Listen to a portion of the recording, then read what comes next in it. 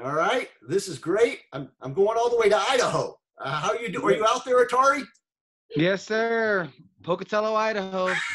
Oh, it's wonderful to see you again. I mean, I saw you at the Hall of Fame a few years ago, but it goes back to like 98, 99.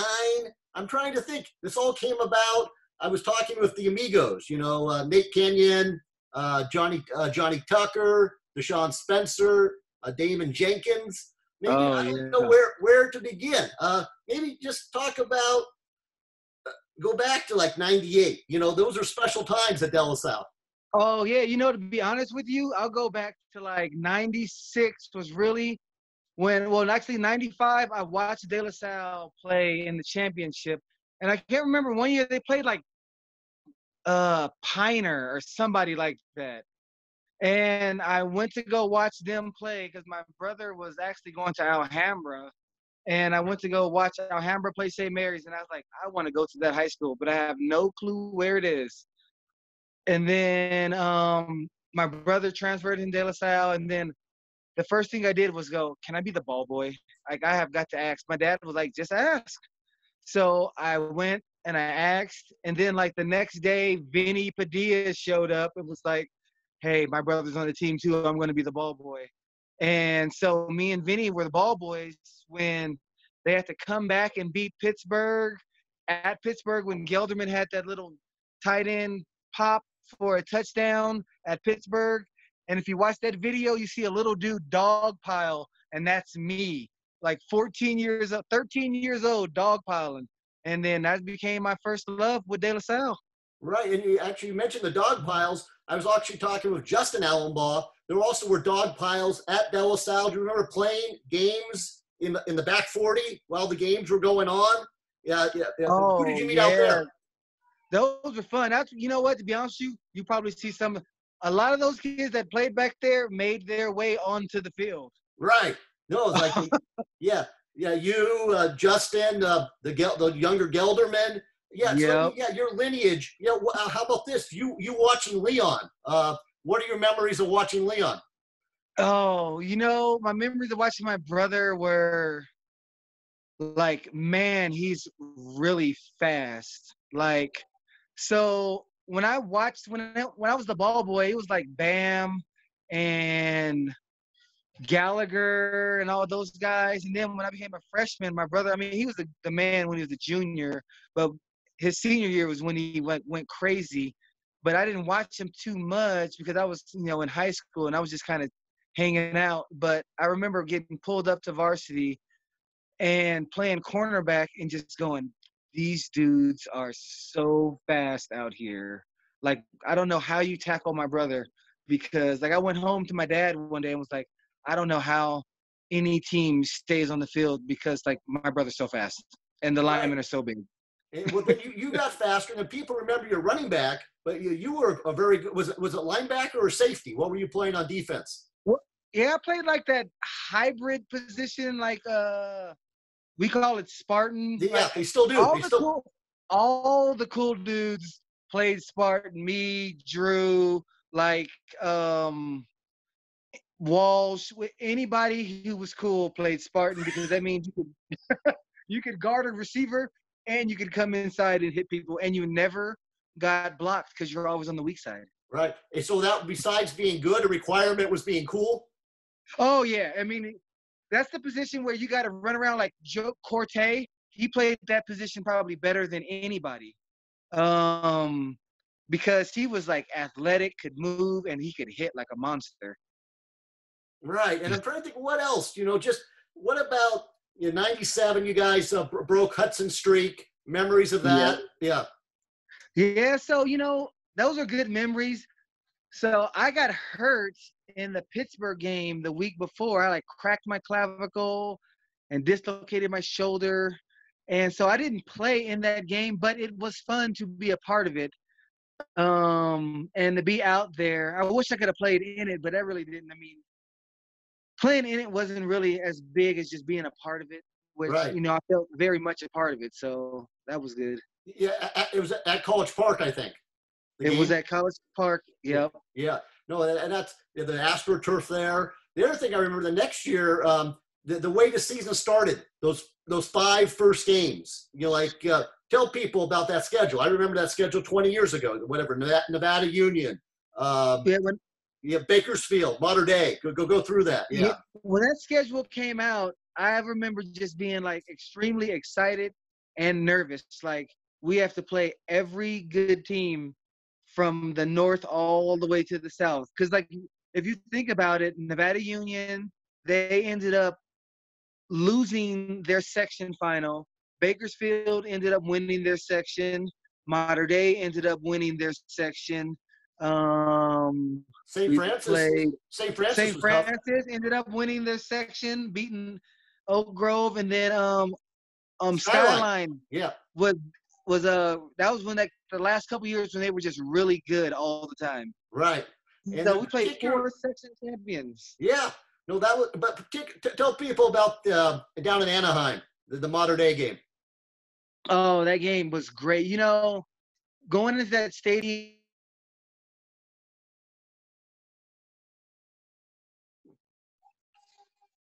it was awesome. And for some reason, like I've been super nervous against like Clayton Valley when we beat them like 70-0. But in that game, I was like the calmest I've ever been in a game. And to be honest with you, you probably can see it in my play because I never really overreacted or underreacted on stuff. But that game, and you come out, and then they have just so many people on their side. And like I remember turning to Vinny Padilla going into the 4th quarter before the run and going, well, this is gonna be a good game, I guess. And then I actually think I told him, I was like, dude, this is a really good game, and we're playing in it. Right. Like, how awesome is that? Okay, because you guys were up, and then they came back, and then it was third. Was it third and forever? What was third and 32? That's what my dad always calls it, 3rd and 32. Right. And I remember, if you watch that game, we ran that play in like the 1st quarter, and Kevin Mitchell was the linebacker. He ended up going to Oregon, and he was all over it. The first time we ran it, I got the handoff, and he was all over me as soon as I touched the ball. And then we called it again, and I went, well, if this linebacker jumps it, I'm stopping. And I'm just going. So as soon as he got the handoff, he jumped it like a good linebacker, and I just spin right off of it. I was anticipating it, to be honest with you. And when I spinned around, there was nobody there. And I just took off running. A couple of blocks, a couple of plays later, we were scoring. But to be honest with you, that was like just from memory and me telling Jesse, going, hey, you got to hit this fast because that dude jumps it. I'm out of here, bro. Right. You mentioned Jesse. Mention the line, Biller, those guys. You had a good line that year. Oh, yeah. Hold on. If I can remember them right, we got Dan Alexander. Then you got Ray Forster, who I talk to all the time still on Facebook. Then you got, Forster's on the left, Biller's on the right, Pegnum's on the right, and Jesse is on the left. And then you got Tosh at tight end. Right. I mean, that's a solid line. And then you flip it around on defense, and you put in the shark, Hesse. Oh, yeah, Hesse, who played the greatest game ever against Mater Dei. And he's just the most underrated. I mean, no one, if you look at him walk on the field, you'd be like, long sleeve jersey, like messed up old school gloves, and you're like, this dude can't be good. And He's just super strong and just a really good football player. He had the game clinching fumble, right? You hit, yeah. Wow. And then what about that game killed? Yep. And then what about thinking about that game? That if you guys don't win that game, maybe there's no game a few years later with Long Beach. The history that was set that night. North versus South, because De La Salle had the streak, but everybody that wasn't me or Northern, they thought that Mater Dei would win. Talk about that. Right. I think that game for De La Salle, I mean, I don't think, well, I'm not going to lie to you. I think that our team is probably one of the best teams in 99 to play De La Salle football. But if we don't win that game, no one respects us in the South. So I think that is probably the most important game. That and probably the Long Beach, probably even more important than the Long Beach game, because that Long Beach team had like 15 guys that went to D1 football, and it was ridiculous. But I think if we don't win that game, Long Beach doesn't even care about playing us. Well, that's exactly what I'm saying. The Long Beach game was just as important, but it doesn't happen unless you beat Mater Dei that night. Another guy we haven't talked, DJ Williams. When's the first time you saw him? When I was 14 years old, and he was playing for the West County Spartans, and I was playing for the Martinez Mustangs, and Ray Forrester also played for West County too, and Benji Tucker played for that team. And we ended up beating them, but they had this ginormous 12-year-old that was playing on the midget team, and he was the running back, and he was just a monster back then. But he was just young, to be honest with you. So he was still like normal to us. He hadn't hit his he wasn't fully grown yet. Right. And then the next time you see him, is that De La Salle, or when's the next time you see him? Next time I saw him was at De La Salle. We were doing summer workouts, and this big old dude was just jogging around the track with like an arm brace on. And I was like, who is this dude? Like, we have a new lineman like coming in, or what? Like, who is he? And they were like, dude, that's DJ Williams. And I was like, well, is he any good? Like, I only see him jogging around with a hurt arm all day long. And he finally ended up playing and being good. I think he played like the last 2 games maybe of his freshman year. And obviously DJ is DJ. So, I mean, but when I first saw him, he was injured. So I was like, who is that dude? I got you. And then when the combination of you and him in the backfield and your friendship, talk about that. Oh, great. You know, DJ lived in like Pinole, and then he actually moved out to like Pittsburgh. And I was living in West Pittsburgh or Bay Point at the time. So me and him hung out a ton together in high school. And it was just real cool to be able to hang out with one of your really good friends, and then playing the same backfield with them. Because like we would have like little sayings or little knickknacks, or we would look at each other, and we kind of just knew what each other was going to do. So it was real cool to just, we had each other's back on and off the field. Right. And the other thing we were talking about, baseball. I was talking with Johnny Tucker. He remembers you with baseball, and you remember him. Tell people about this. Oh, yeah. So we played baseball. Oakland Babe Ruth was really good in like the late 80s and through the 90s. We had a really good baseball program going in Oakland Babe Ruth. And Johnny came over and played, and I played on the older team. And to be honest with you, like, people don't believe this if I would say this, but I'm probably twice as good in baseball as I am in football. But football is just so much more fun. And so I stuck with football more, but I'm not gonna lie to you, I was probably I was a big kid. Like, I didn't turn out big, but at age 13, I was 5'6", 150 pounds, and I could mash the ball. So, and I did that, to be honest with you, I did that at De La Salle for a couple years, and then I just chose track and football over baseball. But, oh yeah, I used to mash it. I love it. So you made the decision in high school. So did you ever consider going back to baseball later, or? No, not really. I got asked to play baseball, but no, I never really tried to go back and play in any kind of real competitive level besides playing old man baseball. Right. You're probably people don't know you're like the czar of Costco. In fact, I was thinking I had to get in touch with you like 6 weeks ago. Why was there so much problems with toilet paper? What you saw firsthand? What happened there? Hey, I will tell you what.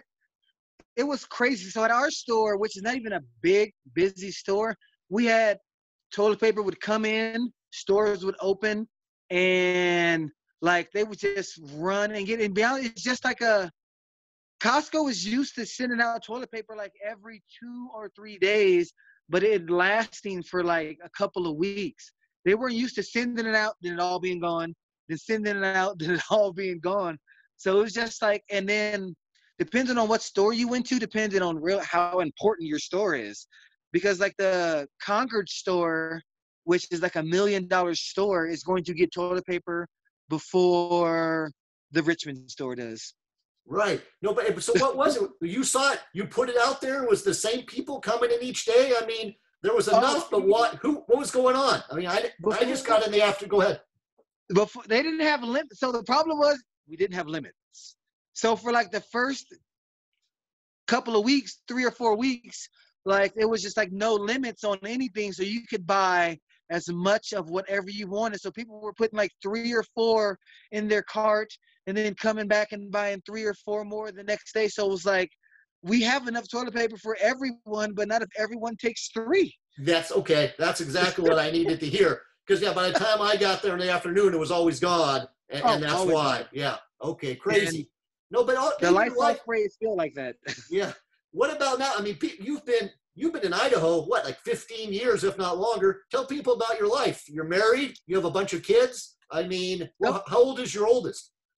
So my oldest is 16, and she's giving me whiplash because she's braking as hard as she can in the car when she's learning how to drive right now.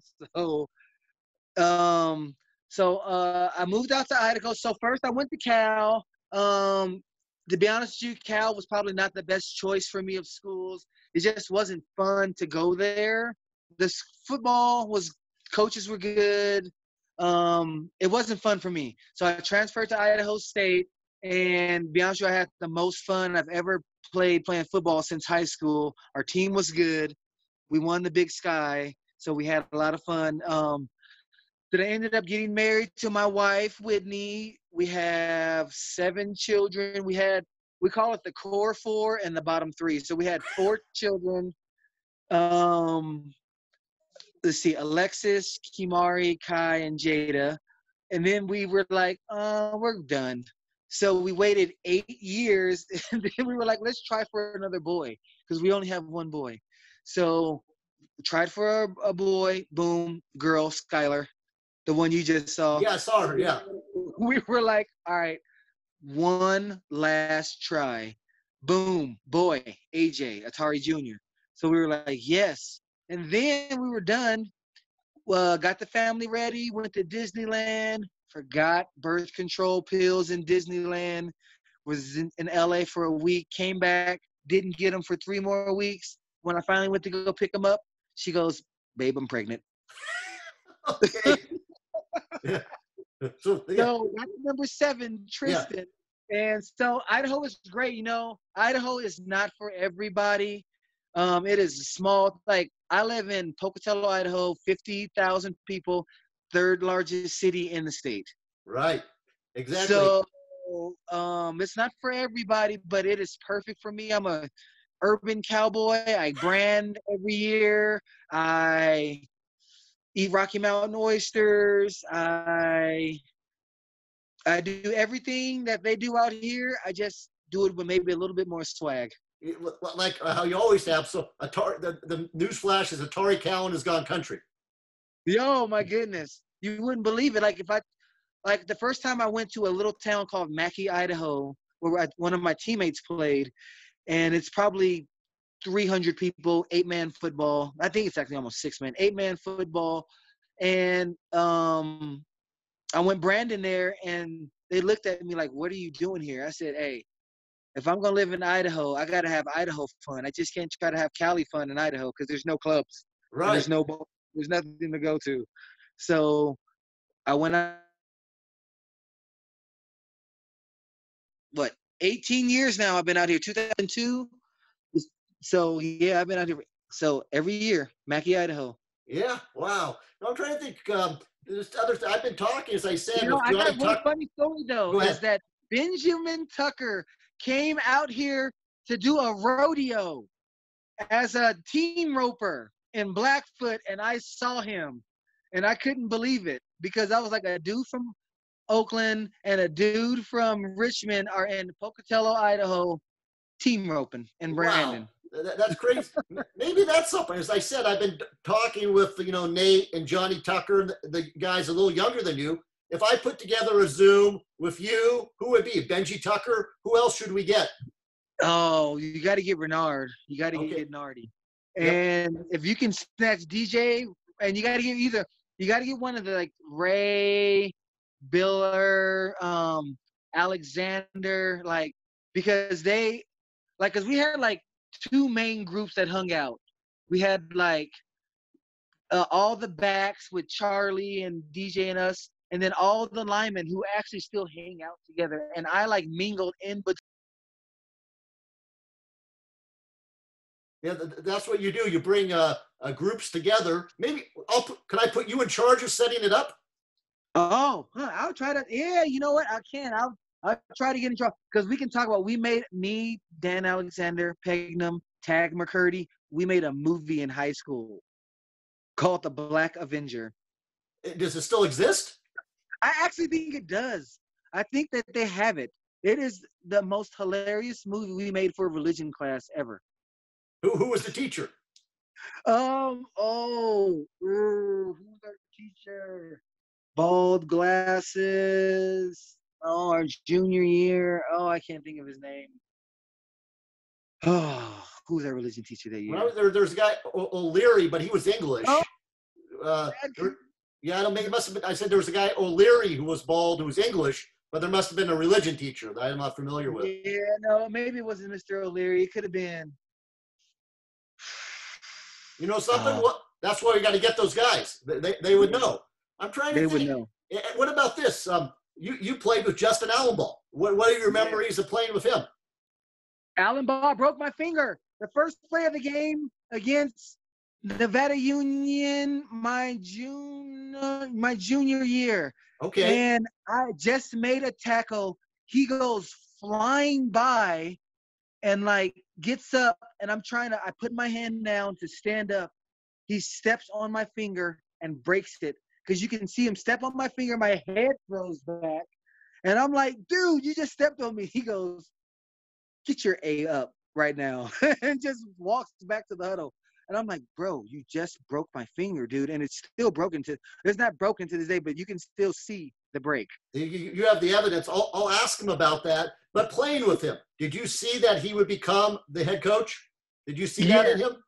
Allenball knew everything. When we were playing, he knew where every play was going. He knew every call on the O-line. He was like the dude that could just talk like trash to you, but you respected him for it. Like he would like you do something stupid and he would call you stupid for doing it, and you'd be like, sweet, Allenball just called me stupid, bro. Yeah, like he must like me because he's talking to me. Exactly. He could back it up, correct? Oh yeah, definitely could back it up. Now he wasn't. Nothing about him was fast, or you would say, "Wow, that dude is just like the most athletic dude I've ever seen in my life." But he was always there, and he was always there. And anytime there was a fumble or an interception that needed to be picked off, or a fumble that needed to be picked up, like Allenball was always doing it. Like against Pittsburgh, like goal line stand, Allenball comes out of nowhere and picks off a pass. Like, what are you doing there?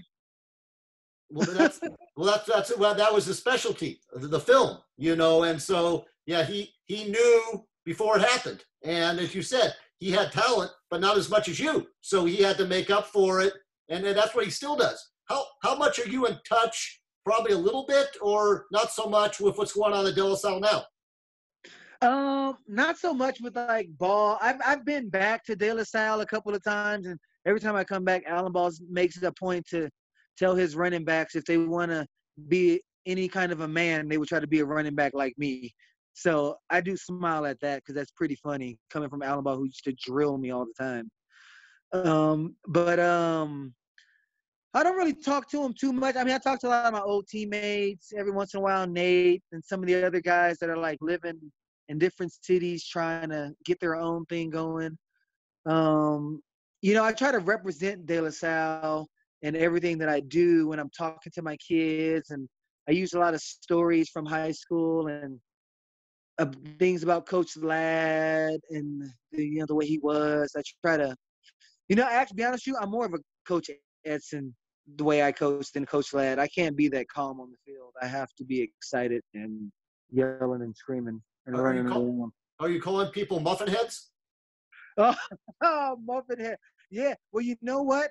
I have resorted to. I use Smurfing. So when I'm out here and kids are doing something stupid, I'm like, "Oh, you're Smurfing me. What the Smurf is going on?" Like it's I live in growing up in De La Salle, which is awesome, and it's a super good environment for football. I mean, living out here, I'm living around like a lot of Latter-day Saints. So it's a different cultural environment where like I can't just yell and scream whatever I want whenever I want to. So I've adapted myself to being Smurfing. That's it. Maybe that's it. Yeah, talk about Ladd and your Edson. What they meant for you at De La Salle. Coach Ladd was always like challenging you, like individually, like on like a deeper level than just being a good football player. Like, what kind of leader are you going to be for this team? Are you going to go out there and put this team on your back and go out there and do what needs to be done?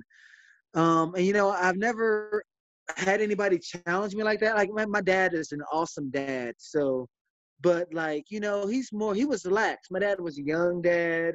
So he was more into just relax, like, you know, have fun with it, take it serious, but I'm not gonna, I'm not challenging you over every single thing that you do. But Coach Ladd, you know, he would challenge me all the time. My dad just made me put all the work in. And he said, if you have a goal and this is your goal, fine, you're gonna do it this way. And I'm gonna help you get there, but you gotta do all the work. But Coach Edson, on the other hand, was like, he would just call you out straight up to your face in front of everybody and like expect you to react better to it. Like he would just be like, you haven't made a tackle in 15 straight plays. You are just stinking it up right now. And I don't know what to tell you, but you got to play better or I'm going to take you out. Like, so I am actually more used to that, to be honest with you, playing Oakland sports. So Coach Edson never rubbed me wrong. Coach Ladd made you feel like you disappointed your dad. I'm trying to think what else we're wrapping up. Is De La Salle known in Idaho? De La Salle is known in Idaho. Yes, I've grown to know that De La Salle is known everywhere I go. At least so far, I've been in Utah, Montana, Idaho, Washington. Whenever I say, what high school did you went to? And I say De La Salle, and they go, no way, were you part of that streak? And I go, well, actually, my team broke it. So, I mean, I don't want to. I just tell them to YouTube me, and then, Yeah. I said, this YouTube me. Don't look. I don't want to really talk about it. No, But Atari, you could be sly and just say, yeah, I was a little bit of part of that, and then they can YouTube it. Atari Callen pops up. I'm trying to think, yeah, definitely. I'll stay in touch. You can set those other Zooms up with the teammates. Maybe let me give you the final word. What would you like how would you like to wrap this up here? Oh, I want to say that, to be honest with you, that one of the biggest reasons why I think me and DJ were so good in high school together was Coach Walsh. Coach Walsh had just came back from Texas, and he was getting his teaching stuff, and he was coached at De La Salle. And if it wasn't for Coach Walsh, I wouldn't have played so hard and gotten so much better because he was my idol as a running back in De La Salle. He's my favorite running back that's ever played there. I always will think he is the best running back that's ever played at De La Salle. And he was the funnest coach. He made football practice. Him and Coach, why'd I just go blank? Left-handed quarterback coach. Panella? Well, Coach P, Coach Yeah. Pinella, him and Coach P. I love Coach P because when my parents are going through it, I stayed with him. But Coach Walsh and Coach P, those are the bloodlines of De La Salle. Coach Edson and then Coach Ladd are great, and everybody loves them. But Coach P and Coach Walsh, man, they are something special. No, and P's still there, and then Walsh has built his own thing at Sarah. But when Walsh was coaching, he would have been young. He would have been, what, about 24, 25? Not much older than you. Yeah, he was just out of college. I'm telling you, Yeah. he was getting his teaching degree while coaching for I think he might have coached 2 or 3 years, and then he went off.